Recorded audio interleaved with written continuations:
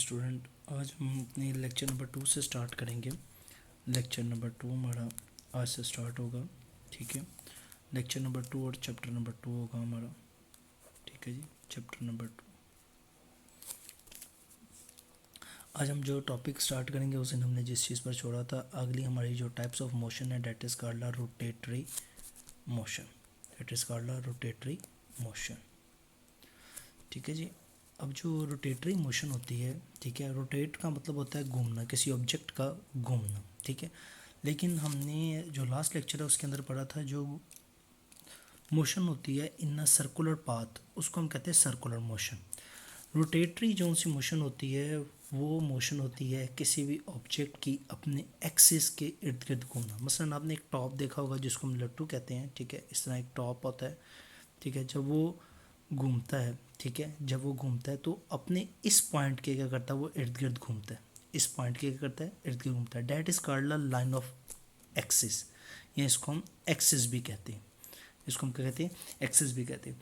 Axis is a line around which is a body rotates in a circular motion. ये body जो सी है ये क्या कर रही है, सर्कुलर मोशन के अंदर क्या कर रही है, मूव कर रही है। ठीक है, लेकिन ये अपने एक्सिस के क्या कर रही है, इर्द गिर्द मूव कर रही है, अपने एक्सिस के बाहर का नहीं मूव कर रही। ठीक है जी, ये जो पॉइंट होता है बॉडी का वो इसके जो इसके अंदर से पास थ्रू होता है और बॉडी इसके आउटसाइड क्या करती है, मूव करती है। ठीक है, इसको हम कहते हैं एक्सिस। वैसे हम किसी भी मोशन को रोटेटरी मोशन तब मोशन कहते हैं जब हम कहते हैं कि जब कोई बॉडी ऑब्जेक्ट जो सा होता है वो स्पिनिंग मोशन करता है। ठीक है, बॉडी जो अपने एक्सिस के इर्द गिर्द घूमता है object, that is called rotatory motion. That is called rotatory motion. ठीक है जी, इसकी एक एग्जांपल और हम डिस्कस कर लेते हैं। मसलन हमारे सोलर सिस्टम में ये क्या है, हमारे पास सन है।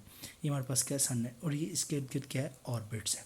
हमारे पास सन है, ये सन आ गया। ठीक है जी, इसके गिर्द कहते हैं ऑर्बिट है। ऑर्बिट के गिर्द हमारा जो प्लैनेट है जिसको हम ज़मीन कहते हैं, ठीक है, वो अगर घूमेगा तो वो उसका सर्कुलर मोशन होगा। लेकिन यही ज़मीन जो सी है वो अपने एक्सिस के गिर्द भी क्या करती है, मूव करती है। अपने एक्सिस के गिर्द भी क्या करती है, रोटेट करती है।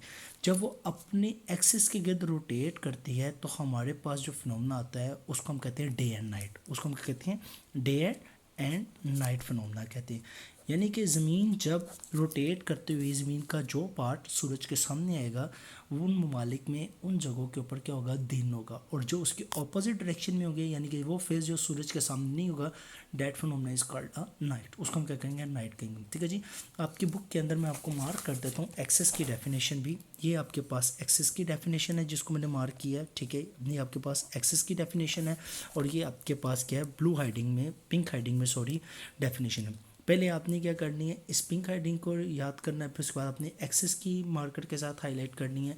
और उसके नीचे कहती है आपके पास दो एग्जांपल हैं इसकी। एक मोशन ऑफ अर्थ है, motion of earth around the sun is called not a spinning motion, however the motion of earth, यहाँ से आएगी example, the motion of the earth about its geographic axis that cause a day and night rotatory motion. एक ये example आ जाएगी। दूसरी example आपके पास होगी motion of the wheel about it axis and that of the steering of the wheel are example of the rotatory motion. ये आपने दो एग्जांपल इसके साथ करनी। ठीक है जी, तीसरी जो टाइप ऑफ मोशन है हमारे पास, वो आपके पास मोशन है वाइब्रेटरी मोशन।